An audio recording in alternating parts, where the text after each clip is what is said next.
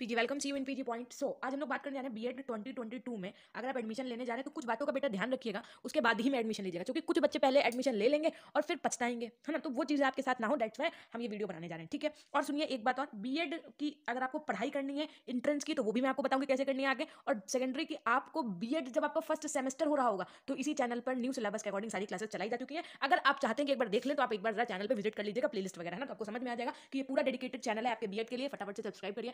आगे आपकी जितनी भी इन्फॉर्मेशन आएंगी बीएड के रिगार्डिंग, एग्जाम फॉर्म आने वाले हैं 15 फेब तक, और उसके बाद में फिर आप कैसे फिल करेंगे, फिल करते समय किन बातों का विशेष ध्यान रखना है, सब कुछ मैं आपको बता दूंगी। फिलहाल आप दो बातें और याद रखिएगा अगर आप बीएड करने जा रहे हैं, है ना। तो दो बातों में सबसे पहली बात है आपका रिमेंबर एलिजिबिलिटी क्राइटेरिया, और सेकेंडरी है आपका सब्जेक्ट कॉम्बिनेशन। सबसे पहले तो आप एलिजिबिलिटी क्राइटेरिया जान लीजिए। एलिजिबिलिटी क्राइटेरिया में सिर्फ आपको विशेष दो बातों का ध्यान रखना है कि यदि आप अगर एपियरिंग स्टूडेंट हैं, ठीक है, अगर आप एपियरिंग स्टूडेंट हैं तो आप फॉर्म फिल कर सकते हैं, ये एक अच्छी बात होती है। लेकिन अगर आपका फिफ्थ सेमेस्टर, कुछ बच्चे सेमेस्टर वाले स्टडी करते हैं ना, तो देखो उन बच्चों को मैं बता दूं, अगर आपका फिफ्थ सेमेस्टर है तो आप ये वाला फॉर्म नहीं फिल कर सकते। अगर आपका सिक्स सेमेस्टर है तो आप ये फॉर्म फिल कर सकते हैं। ये बातें आपको कोई नहीं बताएगा, है ना। लास्ट ईयर अगर कोई कहता है लास्ट ईयर में फॉर्म फिल कर सकते हैं, तो लास्ट ईयर तो आप फिफ्थ सेमेस्टर को भी बोलेंगे ना, अगर आपका 3 साल का कोर्स वाला सीन है तो, है ना। फिफ्थ भी आपका लास्ट सेमेस्टर लास्ट ईयर में ही आएगा, लेकिन सिक्स सेमेस्टर को माना जाता है, ठीक है। सेकेंडरी बात आपको हम बता दें, सबसे इंपॉर्टेंट जो बात होती है वो ये है कि बीएड वाले बच्चे जो, देखो गुड न्यूज़ थी वो ये थी कि वो अभी तक प्राइमरी के लिए भी एलिजिबल थे, जूनियर के लिए भी एलिजिबल थे, बाकी वो उनका जो भी आपका टीजीटी पीजीटी और उसके बाद में, है ना, केवीएस नवोदय, उसके बाद में बीईओ, है ना, और उसके बाद में वो चाहें तो आगे चल के एमएड करके पीएचडी भी कर सकते थे। तो ये सब उनके पास बहुत सारे ऑप्शन थे। लेकिन एक बात याद रखिएगा विशेष, क्या होता है, सब्जेक्ट कॉम्बिनेशन।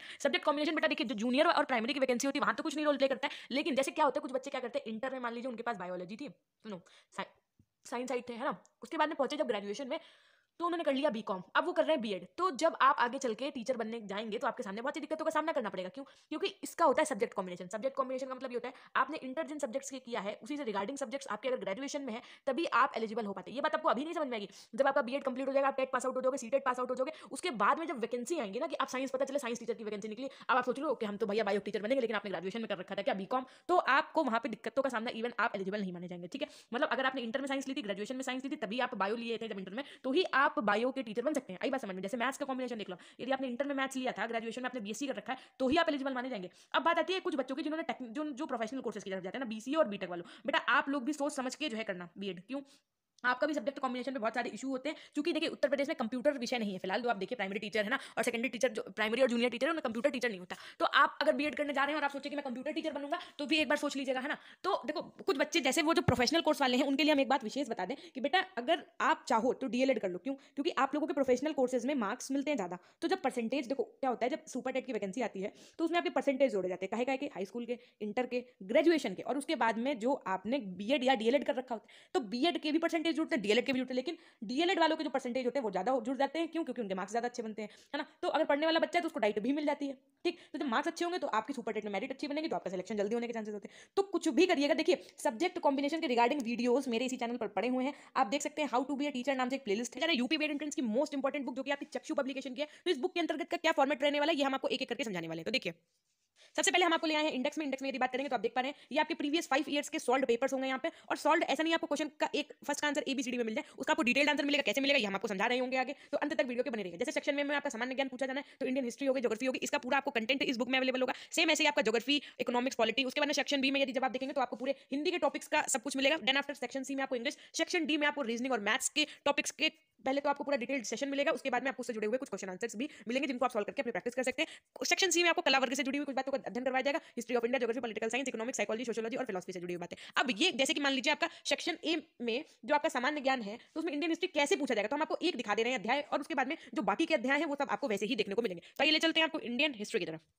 देखिए जब आप अध्याय 1 पढ़ रहे हो यानी भारतीय इतिहास पढ़ने जाएंगे तो उसका जैसे पहला टॉपिक होगा प्रागैतिहासिक काल, तो आप देख पाएंगे प्रागैतिहासिक काल से जुड़ी हुई सारी बातें आपको देखने को यहाँ पर मिलेंगी। ऐसे करके इनका ये कंटेंट है, और इतना अल्टीमेट कंटेंट है कि आप उसको ना सीरियल वाइज वन लीनियर में पढ़ सकते हैं, जिससे आपके सारे points two point facts clear होते जाएंगे, जहां से आपके महत्वपूर्ण प्रश्न बनेंगे। और चैप्टर के एंड में आपको कुछ ऐसे क्वेश्चंस भी देखने को मिलेंगे, जैसे सबसे पुराना वेद कौन सा है, सिंधु घाटी के लोग किससे परिचित नहीं थे, और उसके बाद में इनके आंसर की मिलेगी। आंसर के साथ में इसका अगर ऑप्शन ए है तो वो क्यों है, इसकी व्याख्या भी मिलेगी। अब हम आपको ले चलते जो आप इन्होंने यहाँ पे 5 प्रैक्टिस सेट दिए हुए हैं उसकी तरफ। तो देखिए उत्तर प्रदेश बीएड प्रवेश परीक्षा का जो प्रीवियस ईयर का आपका कला वर्ग का पेपर था वो हल सहित इन्होंने दिया है। जैसे प्रथम प्रश्न पत्र में सामान्य ज्ञान आता है खंडा में, तो आप देख पा रहे हैं खंड आके आपको यहाँ पे कुछ क्वेश्चंस मिल रहे हैं। उसके बाद में फिर आप देख पाएंगे खंड बा में जो हिंदी के क्वेश्चंस आते हैं यहाँ पे, उसके आपको यहाँ पे 50 क्वेश्चंस मिल रहे हैं, यानी 100 क्वेश्चंस आपको देखने को मिलेंगे। देखिए उसके बाद में हम आपको बता दें कि यहाँ पर जैसे ही आपका पेपर 1 एंड हो जाएगा तो ये पेपर 2 आपको देखने को मिलेगा। पेपर 2 के बाद में इन्होंने पूरे क्वेश्चंस के आंसर्स दे रखे होंगे। अब आंसर्स ये जैसे फर्स्ट का ऑप्शन भी है, सेकंड का ऑप्शन है, तो ये करेक्ट है, तो ये क्यों करेक्ट है, ठीक है। तो क्यों करेक्ट है के लिए आप यहाँ पे उसका डिटेल्ड आंसर देख पाएंगे, उत्तर आप व्याख्या सहित देख पाएंगे। तो ये है इस बुक की अल्टीमेट चीज है। अब हम आपको मिलवाते हैं इसके प्रैक्टिस सेट से।